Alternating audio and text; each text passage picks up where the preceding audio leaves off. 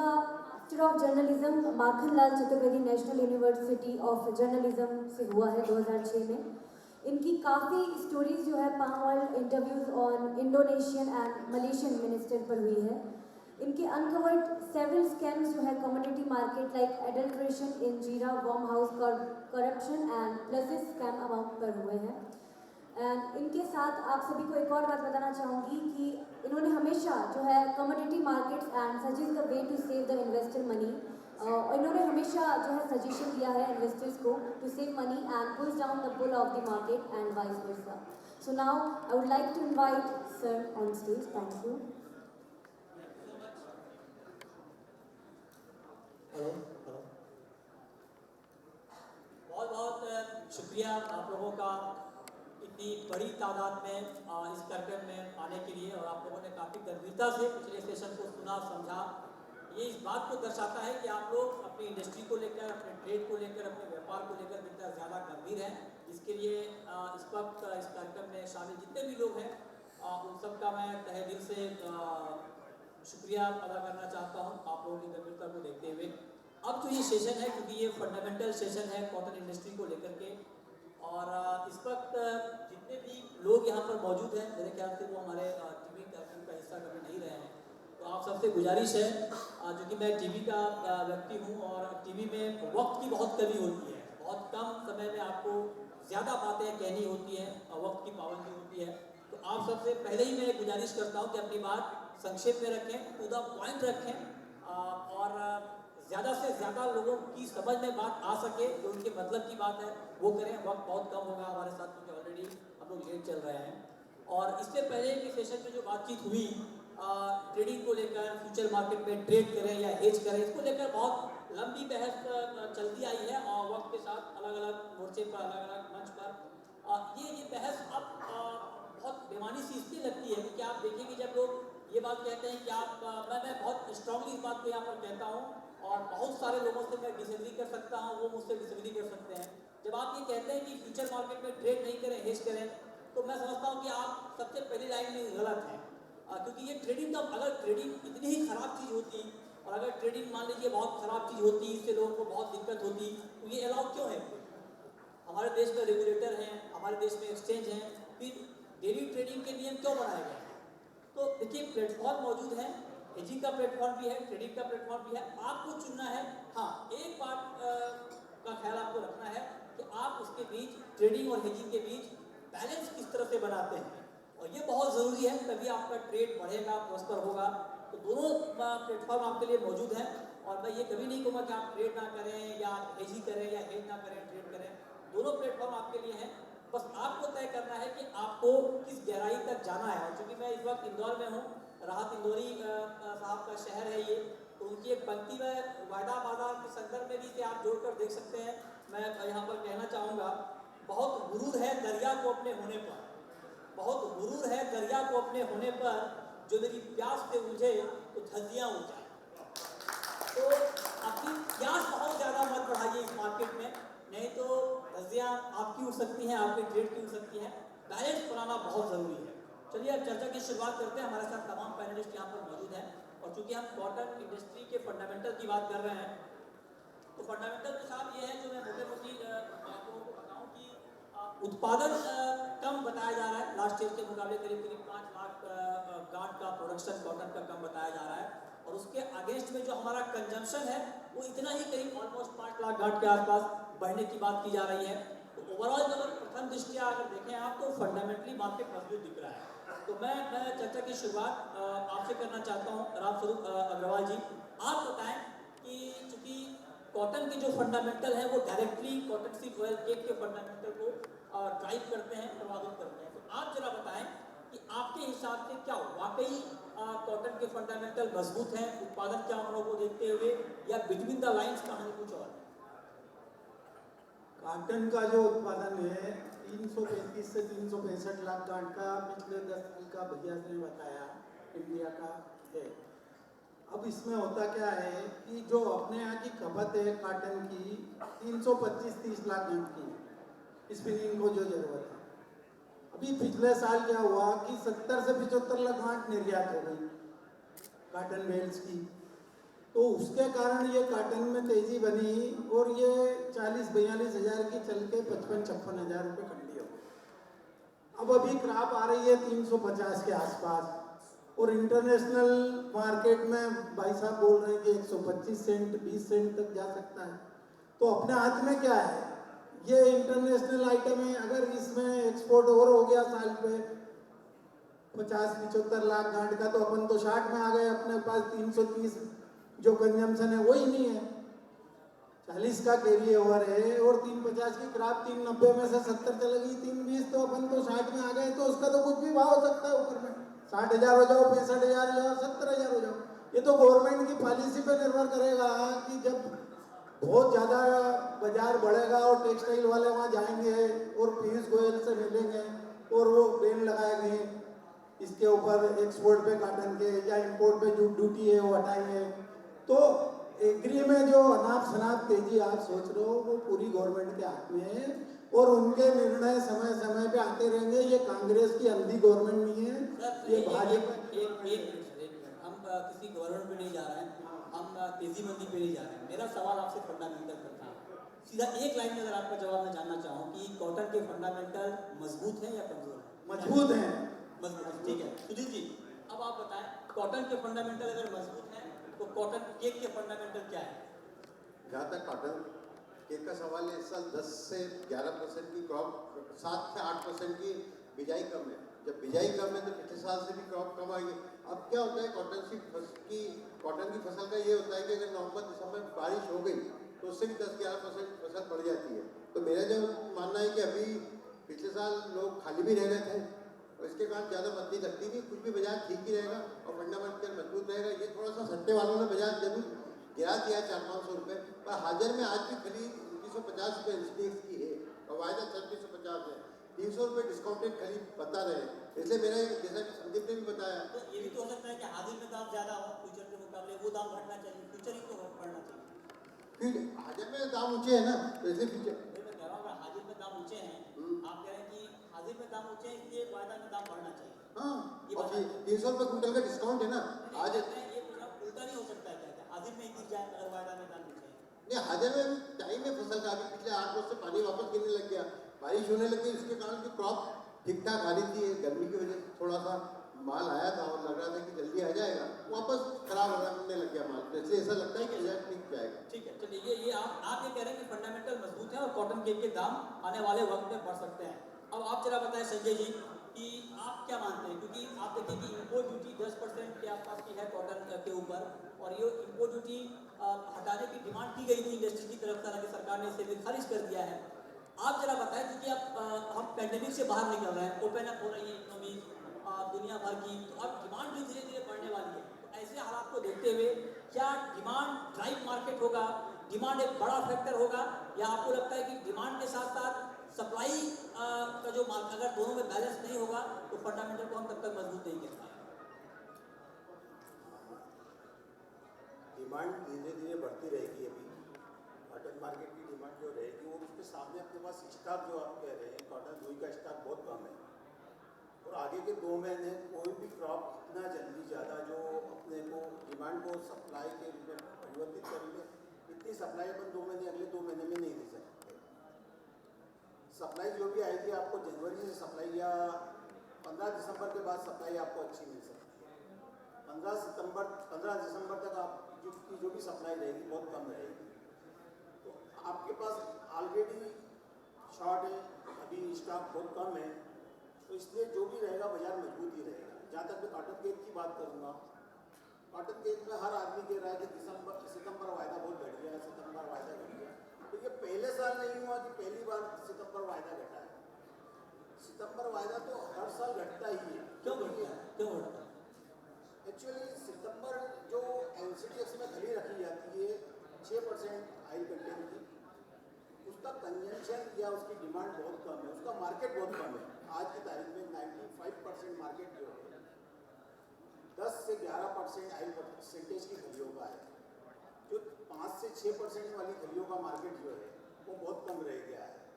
NCDEX वालों को ये सब चीज़ें मालूम है कि जो सितंबर एक्सपायरी डेट आएगी, एक्सपायरी डेट में जो आज अपने पास जो माल रखा है कि 5.5 लाख बोरी है, 25,000 टन के आसपास उसका लेवल कोई नहीं मिलेगा क्योंकि उसको आगे जाने की जगह नहीं है। सितंबर वायदा को अक्टूबर में अपन तब्दील नहीं कर सकते। सितंबर में उसको एक्सपायरी हो जाएगा, उस माल को आपको लेना ही पड़ेगा। तो उसके लेवल कम होने के कारण सितंबर वायदा घटता है, और उसी समय ये कर रहे हैं कि सितंबर वायदा घटने के कारण लोग दिसंबर वायदा बेच रहे हैं। मैं कहता हूँ उल्टा करना चाहिए, आदमी को सितंबर वायदा बेच के दिसंबर वायदा लेना चाहिए। अच्छा, जिसका मैं टारगेट लोगों को कह रहे हैं कि 2200-2300 होगा। मैं सोचता हूँ कि 2200 तो कभी होगा नहीं। अच्छा। इसका फिगर 2777 रुपये निश्चित आना चाहिए। 2700 से ऊपर 2777 रुपये गारंटी से पक्का, गारंटी, रिटर्न में गारंटी। बिल्कुल निश्चित है। रिटर्न में गारंटी नंबर नोट कर लीजिए सर, 2700 रुपये, ठीक है।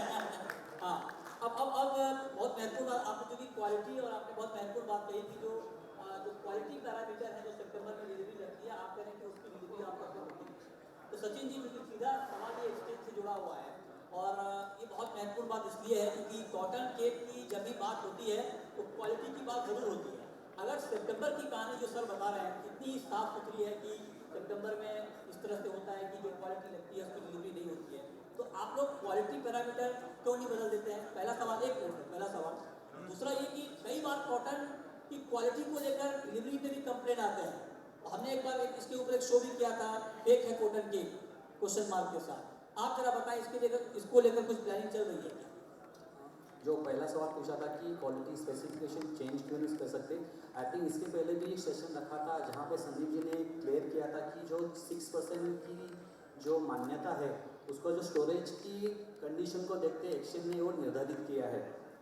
एज पर सेबी गाइडलाइन हम हर 1 साल में 2 बार प्रोडक्ट एडवाइजरी कमेटी रखते हैं। उसमें भी कहीं ना कहीं नंबर ऑफ टाइम्स हमें सजेशन आती है कि उस 6% की खली के चलते कि ना उसको 8% किया जाए। कहीं ना कहीं काफ़ी सारे यहाँ के जो जानकार है वो भी जानते हैं कि कहीं ना कहीं ड्यूरेशन एंड पेरिशेबिलिटी के चलते कहीं ना कहीं जो 8% वाली खली है वो हम लंबे ड्यूरेशन तक रख नहीं सकते।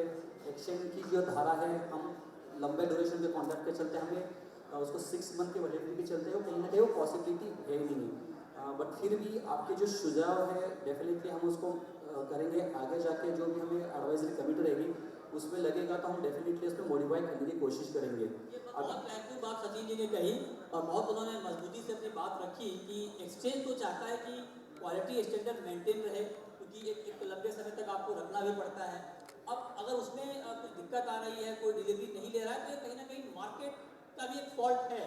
हालांकि उन्होंने ये बात कही कि इसके ऊपर आगे विचार किया जाएगा। राजेश जी, अब जरा आप ये बताएं कि अभी चूंकि हम जब कॉटन सीड ऑयल केक की बात करते हैं तो अभी आप देखिए कि ये साल ऐसा रहा है, तो मतलब हिस्टोरिकल ईयर है फीड इंडस्ट्री के लिहाज से भी। आप देखिए कि सोयाबीन की कहानी क्या हुई है, मतलब हालात ये हो गए थे पोल्ट्री इंडस्ट्री के कि 90-95 रुपये किलो के भाव पर भी उन्हें यहाँ पर फीड मिल नहीं रही थी। और फाइनली इतिहास में पहली बार ऐसा हुआ है कि सरकार को जीएम सोयाबीन इंपोर्ट की मंजूरी देनी पड़ी है। आपकी इंडस्ट्री भी कहीं ना कहीं एक फीडिंग इंडस्ट्री से जुड़ी हुई है। आप जरा बताएं कि आगे का फ्यूचर क्या इतना टाइट रहने वाला है क्या? क्या डिमांड के मुकाबले सप्लाई का क्रंच बहुत ज़्यादा रहने वाला है क्या? और ये सिचुएशन जो सोयाबीन वाली हम देख रहे हैं इस इंडस्ट्री में ना आए, इसको लेकर के क्या कुछ इस वक्त होना चाहिए आपके हिसाब से या किया जाना चाहिए? First thing is soya export ज़्यादा हुआ है इसका, सोया डीओसी। नहीं, मैंने सोया का एग्जांपल दिया, आपको सोया के ऊपर नहीं बोलना, आपको बोलना है केक के ऊपर। बेसिकली सोया डीओसी एक्सपोर्ट होने से टोटल ऑल डीओसीज आर इम्प्रूव। जैसा आज कॉटन डीओसी है 45,000 बिक रहा है, सर का गॉसिपॉल निकाला हुआ 65,000 बिक रहा है कॉटन का, कॉटन डीओसी का। तो हमारा जो कॉटन केक है it has not even cost 40 rupees.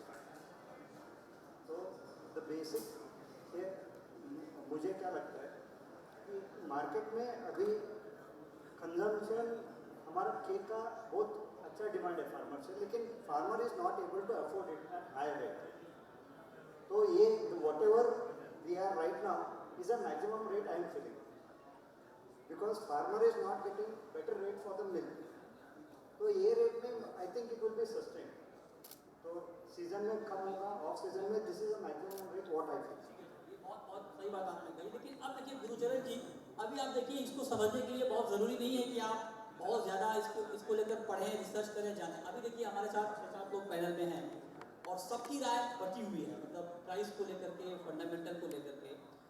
आप जरा बताएं कि इसीलिए जब मैं अब शेयर मार्केट के साथ ये कहानी नहीं होती है, शेयर मार्केट में अगर आप किसी कंपनी का बैलेंस शीट जानना चाहेंगे तो आप एक बार में पढ़ सकते हैं, अवेलेबल है। लेकिन कमोडिटी मार्केट के साथ एक दुर्भाग्य आप कहें कि ये है कि ये मार्केट बहुत ऑर्गेनाइज नहीं है। अगर आप कॉटन केक का भाव पता करना चाहेंगे, अगर अकोला में बात करेंगे तो आपको कुछ प्राइस बताया जाएगा, कड़ी में बात करेंगे कुछ और बताया जाएगा। तो आप जरा बताएं कि इस मार्केट में अगर मान लीजिए कोई कुछ नहीं जानता कॉटन केक के बारे में, लेकिन उनको ये जानना है कि कॉटन केक का प्राइस आज का क्या है और अगले 2 महीने में प्राइस क्या होने वाला है फंडामेंटली, इसको बेहतर तरीके से प्रेजेंट करने के लिए क्या ट्रांसपेरेंसी इस मार्केट में इस वक्त होनी चाहिए ताकि इस इंडस्ट्री को एक मजबूती मिले, इंडस्ट्री ट्रांसपेरेंट। बहुत बढ़िया बात कही है आपने कि ये जो ऑयल केक की मार्केट है, कॉटन सीड क्रशर्स इंडस्ट्री है, ये अनऑर्गेनाइज्ड सेक्टर है, बिल्कुल ठीक है। और इसमें ट्रेड करने वाले भी अनऑर्गेनाइज्ड ही हैं, जैसा कि स्टॉक मार्केट में है वैसा नहीं है, सिस्टम से नहीं है। तो इसमें क्रॉप को देखते हुए, क्रॉप की कैलकुलेशन को देखते हुए, पिछले साल के फिगर्स को देखते हुए और हर स्टेट की अलग अलग क्रॉप की फिगर्स को देखते हुए हर ऑयल इंडस्ट्री जो है वो अपने हिसाब से बिजनेस करता है कि आगे मार्केट कैसी रहेगी। इसलिए इसमें डिफरेंस ऑफ ओपिनियन बहुत रहता है। आधे लोग, जैसा कि करण साहब ने भी कहा है, आधे लोग मंदे में होते हैं, आधे तेजी में होते हैं, तभी तेजी मंदी खरीदा बेची चलती है। तो इसमें अनऑर्गेनाइज्ड होने की वजह से मिसअंडरस्टैंडिंग रहती है। तो आधे लोग समझते हैं कि तेजी आएगी, आधे लोग समझते हैं मंदी आएगी। लेकिन अभी जो प्रेजेंटली सबने अपनी अपनी राय दी है, उसमें मेरी राय ये है कि अभी जैसे नई क्रॉप चालू हुई है, मार्केट में स्टॉक बिल्कुल नहीं है। जिनको माल लेना है, आफ्टर ऑल कंजम्पशन है, जमींदार हर भाव में माल लेता रहा है। हमारे पंजाब में कच्ची खली 4800 रुपये तक भी बिकी है। आप हैरान होंगे इस बात को देख के। बिनौला 4700 और खली 4800 ऐसा तक बिका है। तो विक्रा, ये बेशक ये जरूरी है कि विक्रा काफ़ी कम हो जाता है, लेकिन बिकती फिर भी है। तो जैसे भाव ऊपर जाता है उतना विक्रा कम हो जाता है। तो अभी जैसे नई क्रॉप आ रही है सारे इंडिया में, सबको पता है, कंज्यूमर को भी पता है, डेयरी वालों को भी पता है कि नई आ रही है तो भाव घटेंगे। तो उस घटने के चक्कर में हर आदमी हैंड टू माउथ खरीदता है, तो थोड़ा खरीदता है, तो इसलिए मार्केट थोड़ा थोड़ा ग्रेजुअली डाउन आ रही है। तो अभी ग्रेजुअली थोड़ा थोड़ा मंदा तो आएगा, इस बात में कोई शक नहीं है। मंदे को अभी कोई रोक नहीं सकता, लेकिन साथ के साथ मार्केट में शॉर्टेज बनी हुई है, इसलिए मार्केट बाउंस भी करेगी। शॉर्टेज बनी हुई है या बनाई हुई? शॉर्ट नहीं, बनाई हुई नहीं है, शॉर्टेज बन गई है। जैसे कि कॉटन की है कि पिछले साल 1,75,000 गांठ का स्टॉक था, इस साल सिर्फ 8 लाख गांठ का स्टॉक है। 1,60,000 के पीछे 8 लाख गांठ का स्टॉक है। उसी तरह कॉटन सीड का भी स्टॉक नहीं है, बिल्कुल एग्जॉस्टेड है। कॉटन ऑयल केक तो बिल्कुल मतलब ना जैसी है, स्टॉक है नहीं। एनसीडीएक्स के पास जो माल है वो कोई खरीदना नहीं चाहता, जैसा कि इन्होंने बताया है। कंज्यूमर आगे नहीं लेगा, कर कैसे भी कंपनसेट होगा, वो बात अलग है। लेकिन स्टॉक है ही नहीं, लोगों के पास खत्म है। सब नया आने की वजह से सबने अपने अंदर एग्जॉस्ट कर लिया कि आएगा, भाव घटेंगे, तो घट भी रहा है, घटेगा भी। तो धीरे धीरे मार्केट नीचे जाएगी और उसके बाद चूंकि शॉर्टेज है, इसलिए मार्केट बीच बीच में बाउंस भी करती रहेगी। अच्छा, ठीक है। मतलब आप ये कह रहे हैं कि ऊपर नीचे का खेल मार्केट में चलता रहेगा। सुधीर जी, बड़ा साफ सवाल आपसे, सट्टेबाजी होती है क्या कॉटन की? कौन करते हैं, कौन लोग? नहीं, स्पॉट वाले या फ्यूचर वाले? हेलो, सट्टेबाजी वो होती है जो कि दुकान पे बैठा रहता है, उसके पास कोई काम नहीं है, 5% लगा के उसको 100% का माल मिल जाता है, कोई भी करेगा ना। आज अगर अपने को 100 रुपये की चीज़ चाहिए तो बाजार में 100 रुपये देना पड़ेगा, और वहाँ से 5% लगा के अपने को 100 रुपये की चीज़ कमाते भी वही है। हाजिर वाला कभी भी नुकसान में बहुत कम देता है, क्योंकि वो माल को होल्ड कर लेता है। अभी हाजिर में बत्ती क्यों नहीं है? इसलिए नहीं आ रही है क्योंकि वो होल्ड कर लेता है। और वायदे का 3160 का 2650 हो गया, वहाँ तो कट कर देते सीधे, कट जाता है। ये हमें बहुत सावधानी से जवाब दिया, ये बहुत अच्छी बात है, क्योंकि इस पर खुल के बात होनी चाहिए। जब सट्टे का मार्केट है तो बात करने में क्या, बहुत सही बात आपने कही। लेकिन अग्रवाल साहब, आप एक बात बताएं कि जैसे हम कॉटन केक की जब बात कर रहे हैं और डिमांड सप्लाई की सारी बातें आप लोगों ने कर दी, लेकिन आप जरा बताइए कि क्या पूरे सीजन में जितनी डिमांड है हमारी, क्या उसके मुकाबले ठीक है अभी कुछ वक्त के लिए प्राइस बढ़ने की उम्मीद में लोगों ने स्टॉक कर लिया होगा या कुछ और कहानी होगी, लेकिन क्या पूरे सीजन में डिमांड मीट करने के लिए हमारे पास पर्याप्त स्टॉक उपलब्ध हो जाएगा या उसको लेकर मारामारी होगी? संजय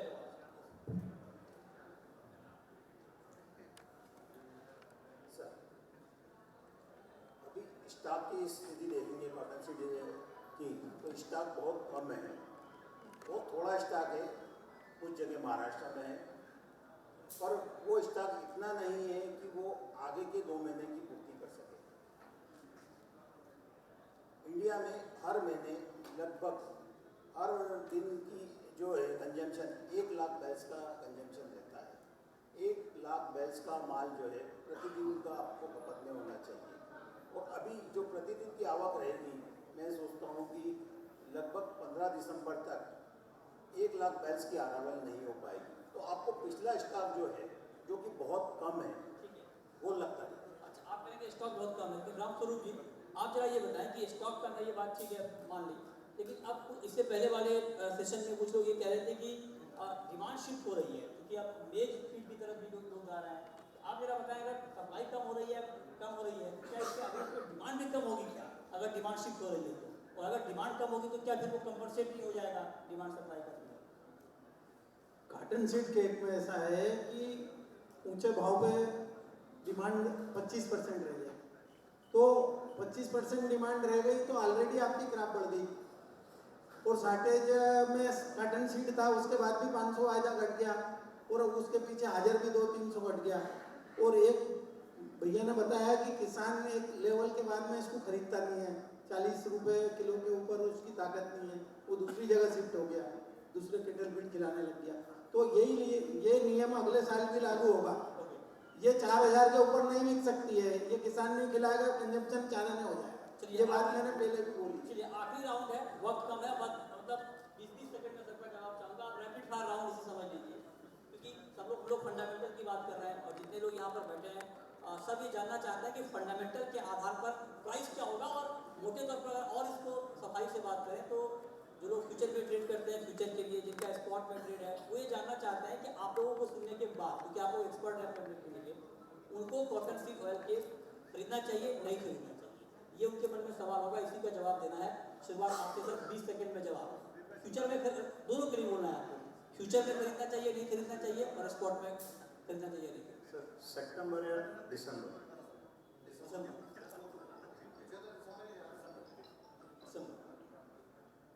दिसंबर ले सकते हैं सर? नहीं ले सकते हैं, नहीं, कन्विक्शन होना चाहिए।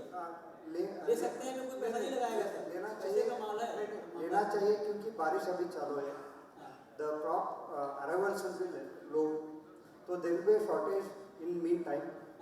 He can go for, my bet is he can buy it in December at 2600. ठीक है, आप कहेंगे दिसंबर लेना चाहिए, आप तो प्राइस पर बोलेंगे नहीं, मुझे मालूम है एक्सचेंज से।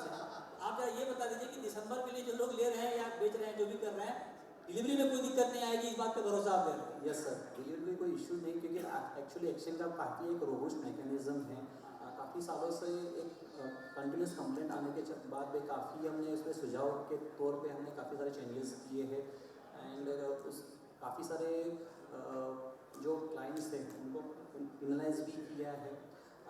डेटाज आज के तारीख में आप देखेंगे तो एक्सचेंज वेबसाइट पे भी है, जो भी क्लाइंट कंप्लेंट्स करता है किसी WS के खिलाफ, तो सोर्स ऑफ डेटा एक्सचेंज की वेबसाइट भी अवेलेबल है आज का सेबी का टाइम। सो काफ़ी मैं रिक्वेस्ट यही करूँगा कि अभी जो एक्सचेंज में फिजिकल में माल स्टॉक पड़ा है, वो एक्सचेंज के जो क्वालिटी स्पेसिफिकेशन उसी आधार पे ही पड़ा है।